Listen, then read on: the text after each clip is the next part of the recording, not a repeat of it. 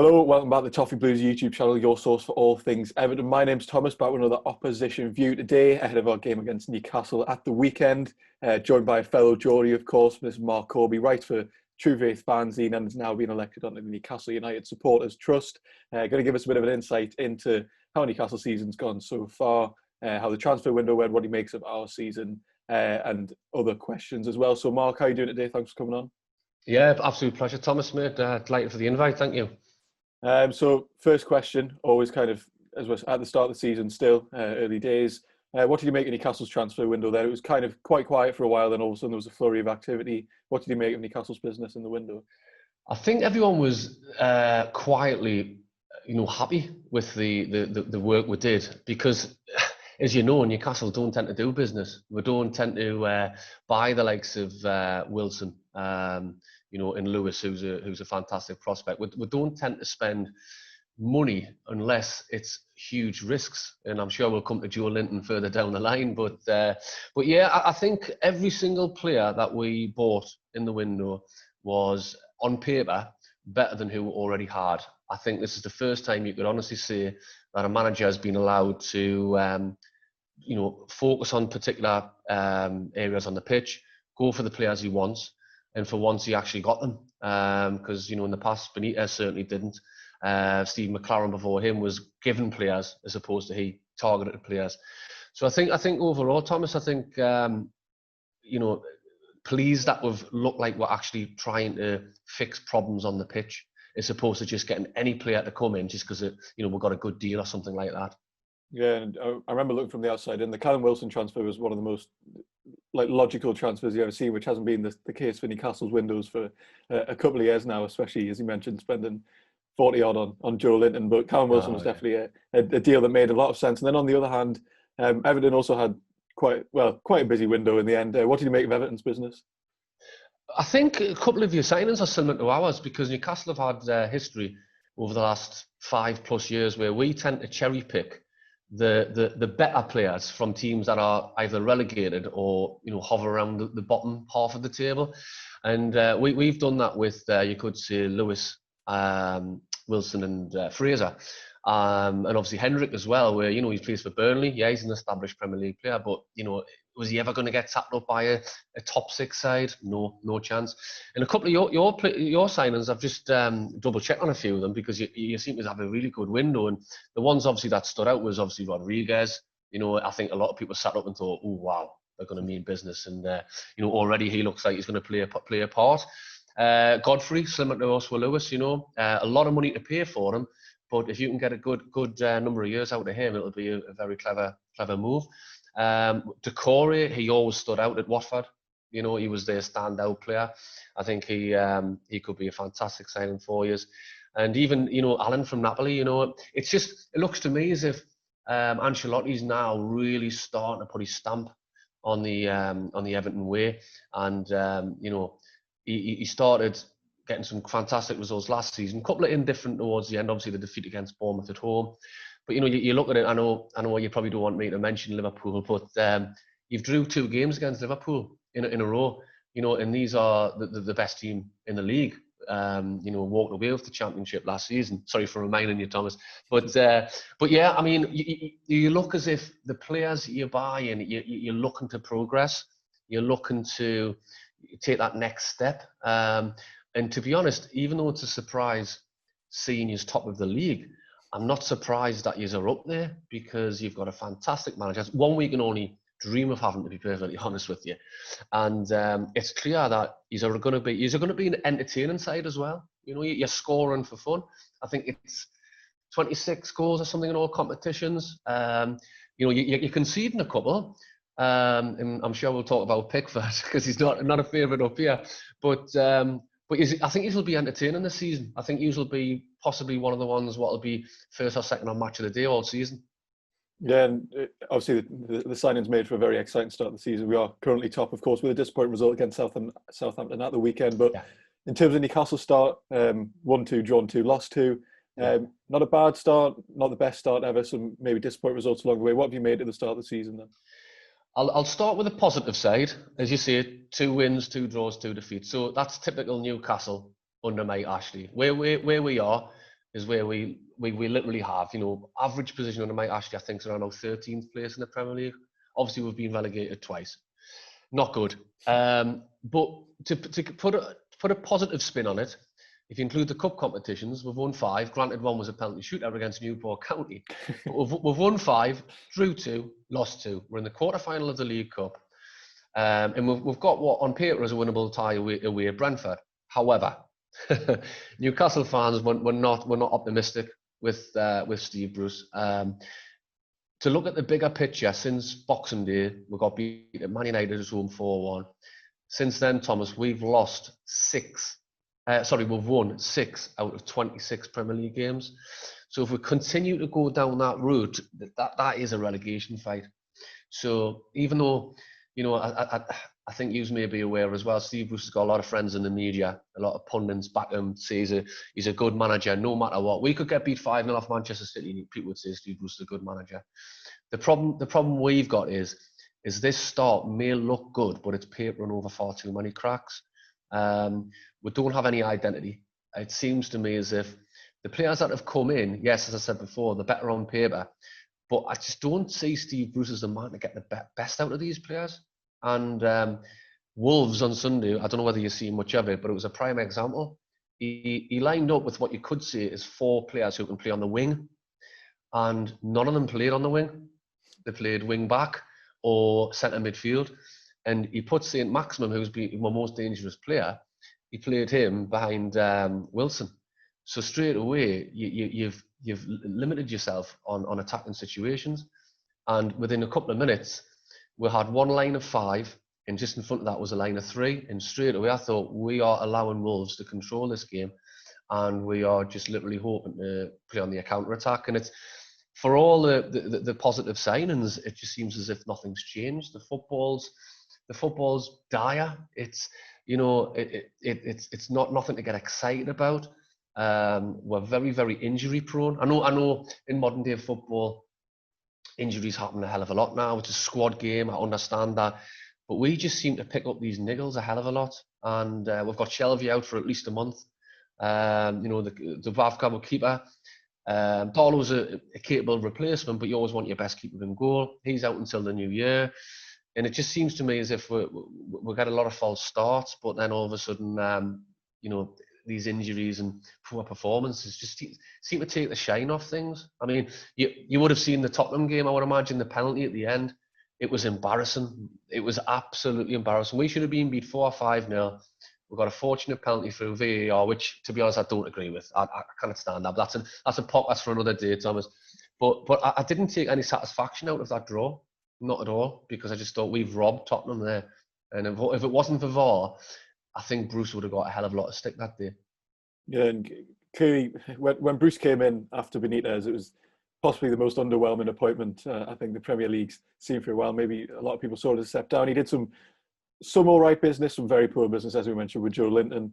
And then obviously coming into this season, transfer business is a lot better, but on the tactical side, not sure anyone really knows what's going on game to game, but I'm going to ask you to try and do it anyway. What do you think the likely lineup's going to be going into this game? Yeah, knowing Steve Bruce, he'll go for the team that served him well in the previous game. He's got a history of doing that. If we go back to the start of the season, we beat West Ham 2-0. It was quite comfortable, but it wasn't as brilliant as what he's now later saying. Well, we were fantastic against West Ham. We weren't fantastic. We beat a side who at the time was sort of a little bit in turmoil. They've turned it around, good for them. But at the time, we played 2 up front with big Andy Carroll, who's always a danger, but he can't run. He can't last 90 minutes, and he doesn't score goals. So it was the perfect little enlarged thing with Wilson. But after the second game against Brighton, it was shocking. We were 2 down after 6 minutes, and from then we haven't really got any. What you could say is, right, this is our starting 11. If they're all fit, this is the tactics we're going to play. This is our style of football. And then you get that identity and you go with it for the rest of the season. At the minute, Thomas, your guess would be as good as mine as how we would line up, who's going to play and what position they're going to play.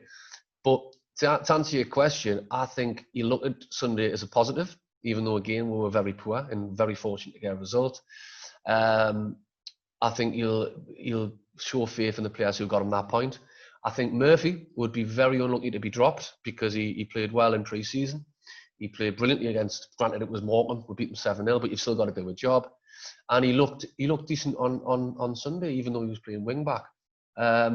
The rest sort of speak for themselves, Thomas. Your back four or back five, depending how you want to go. Lewis will always play because he's Bruce's signing and he looks decent. Lascelles is our captain, our leader. He's a better organizer than he is defender, by the way. But he's still, I'd still rather have him in the side than other people. Fabian Shaw, the other centre half, it's hit and miss with him. He seemed to have went really, really backwards under Steve Bruce, as of a lot of players, to be perfectly honest with you. But Fernandez, he's been the surprise package. The signing we got from Swansea a year or so ago. He's been very consistent. He's probably our number one choice, and he's been an ever-present all season. When you go into the midfield, Fraser from Bournemouth, he hasn't really set the world on fire at Newcastle, but he's got a lot of game time playing for Scotland. He scored goals in the international break. I wouldn't be surprised if he plays instead of Shelvey. But then you've got Isaac Hayden, who he's a little bit of an unsung hero. He's a bit of he tidies it up a little bit at the back. He's Mr. Reliable, but without being sort of, you wouldn't ever expect to see him bomb onto the other box. Up front, Wilson speaks for himself. St. Maximum, he's our only real outlet. He's our danger man. If we can get the ball to him and let him just run free and do what he can, then we may cause problems. Unfortunately, I think this game is set up for us to do exactly what we did against Wolves and allow Hughes to dictate the game. Yeah, and you mentioned Wilson. Wilson and St. Maximin there, who we could probably presume are Newcastle's kind of main danger men going into this game, especially St. Maximin, brilliant player. His ability with the ball at his feet, as good as a defender as you are, if he turns up and he's having a good game, it's very tricky to defend against him. On the other side, who do you maybe see as Everton's danger men who you're concerned about? Well, your best one suspended, Richarlison. Yeah. I think he's absolutely fantastic. He's one of those players where he's got that edge to him, that bit fire to him. And I love that in the football. I'm old school, and I like to see players getting stuck in. Unfortunately for you, he's suspended, but I think on the other side of that, it's only against Newcastle, so I wouldn't worry about it. But as I said before, I think Rodriguez. I think he's, if you get him, let him dictate that game. Which let's be honest, the way Newcastle play, we probably will let him dictate the game, and it wouldn't surprise me if he has his best ever game for Everton. He'll probably get on the score sheet, and all the plaudits come Monday morning will be talking about him and what an astute signing and how Ancelotti got it right. You know what? I think even when you go back to your back four, Keane, he is now starting to look like that player what he's paid all their millions for. I know I said earlier that he's conceded goals, but I don't know. I think he's just stepping up a little bit better. Is that down to better coaching? Probably, more than likely. Better man manager than Ancelotti? Yeah, definitely. When you look at who you had before, and as I said before, Thomas, I can only dream of having a manager like Ancelotti in Newcastle, because we tasted it with Rafael Benitez. It didn't work out. There's two sides to the story, that he walked out, but the main story that everyone believes is the fact that Ashley didn't back him and he was giving false promises. So it is unfortunate that we tasted that, but I think a lot of people are envious of your manager, and I think, going back to your question about Sunday, I think Rodriguez will be allowed to dictate the play. And as I say, my bold prediction is that he will get all the plaudits after that 90 minutes. And here's hoping he can stay fit as well, because he had a bit of an injury concern going into the Southampton game. Then right. I think it maybe continue going out of it, but we'll have to wait and see in terms of Carlo's press conference. But then, on the other hand, I can imagine who you're about to tell me about here, but who do you see as Everton's biggest weakness going into this? I've got to see a goalkeeper. Oh, right, yeah. Who do you think I was going to say? Probably Jordan Pickford. That was yeah. Yeah, I think with Jordan Pickford, I think what's going in your favour on Sunday, Thomas, is the fact that there's no supporters there. As you know, every time Newcastle play Everton, there's a battle between the supporters and Pickford. I've seen that far too many times. Yeah, far too many times. It's worked on occasions. It hasn't worked on other occasions. I think Pickford he can pull off these world-class saves, but then as you've seen more too often over the last 6 months or so, he's now starting to put too many errors into his game, and he is your weak link. But on the other side of the coin, as I say, 50,000 Geordies giving him grief for 90 minutes. He may have buckled under the pressure, and the supporters may have influenced the goal. That may have been our biggest asset on Sunday, not the players, the actual supporters giving Pickford grief. But I don't know. He is your weak link. I do think he's getting found out a lot now. I know you'll know a hell of a lot more better than me whether Ancelotti is looking for, to replace him with the keeper that's come in. But for me, he is your weak link. He does make some rash decisions. Sometimes I look at your defenders and think, how on earth haven't you just bollocked him for this? Very fortunate against Liverpool. We'll not go into that too much because I think the violin's been put out for 2 weeks for Van Dijk, hasn't it? Over there, it's an injury. You get on with it, don't you? But it was a stupid challenge. You got away with it. You got away with a similar one 2 seasons ago at St James's, didn't he? When he took out Rondon, he got a penalty, and he saved a penalty, which just goes to show. But we'll come back and win 3-2. We can hold on to that one. But yeah, Pickford's your weak link. With or without Newcastle supporters being on the ground for me. But I still think you're going to win. Yeah. And then just actually, we've only got a couple more questions in terms of predictions. Your predictions for, the game, Newcastle for the season, and then what's the general goal for Newcastle this season? The prediction for Sunday, I'll be, honest. I think we will score because you concede, but I think you'll score. I think you'll run away with it. 3-4-1. I can genuinely see us getting overturns. As I said before, yous are a very, very entertaining side now, and we will sit back. We will allow you to dictate. So 3 or 4-1 to Everton, and that wouldn't be a surprise. And then come Monday, it'll be more abuse for Steve Bruce, and it'll just be a waiting game to see at what point Mike actually pulls the trigger. Regarding the focus for the season, I think it all depends on who our manager is. Thomas, as you can tell, I've got no confidence in Steve Bruce. I think you made a very, very valid point earlier on when you said it was a very underwhelming appointment. You tell me one football club in the Premier League who would have took Steve Bruce, and I don't think we can. I really don't think we can. I think we will survive. I think there will be 3 worse teams than us. But I think it's going to be a struggle again. We don't create, don't score many goals. We give away the ball too easy. We give far too much possession. I would be amazed if we do better than last season, but I'm going to say we will finish 15th, 16th. And that will probably be deemed as a success for Steve Bruce, despite the fact he's built his own team, he's playing his own players, he's been given 4 brilliant signings in the summer for us. But for me, it's much of a muchness, and we will never ever look to be, to progress like Everton are until we start looking at players and managers who Everton have currently got. So you could say, Thomas, I'm extremely jealous of yous at the moment because yous are going places. And we just seem to be trundling along, just making up the numbers. Yeah, it's a very exciting time to be an Everton fan. Then just to round off, we always like to ask a question that's not necessarily related to the match. In terms of meeting a footballer or a celebrity in general, actually, what's your best, worst, or kind of strangest experience bumping into someone? Ooh, good question. Well, I'm a drummer in a band, and I don't know whether you remember a band called the Smiths, who well, before your times, you were quite young, Thomas. A bit before my time, yeah. Yeah, but the strangest one was a band I was in many years ago. You're talking 20 years ago or so, and we were just starting up, and we managed to support Andy Rourke, who was the bass player, and Mike Joyce, who was the drummer. They had a sort of a not a tribute act, but a sort of a new band, and they had a lad called Aziz Ibrahim on lead guitar who replaced John Squire out the Stone Roses when they broke up many years ago. Anyway, we supported them, and to meet them was like an honour, Christ, we're supporting these lads. Mike Joyce, the drummer, couldn't have been nicer. Went out of his way to accommodate me. No, you use my drum kit, don't worry about setting up yours, use me someone's, etc., etc. Where Andy Rourke, he had shades on all night. Bear in mind that we were playing in a nightclub, but he had shades on all night, being the cool diva. And I always remember he was having a talk off let's just say, a cannabis joint, shall we say.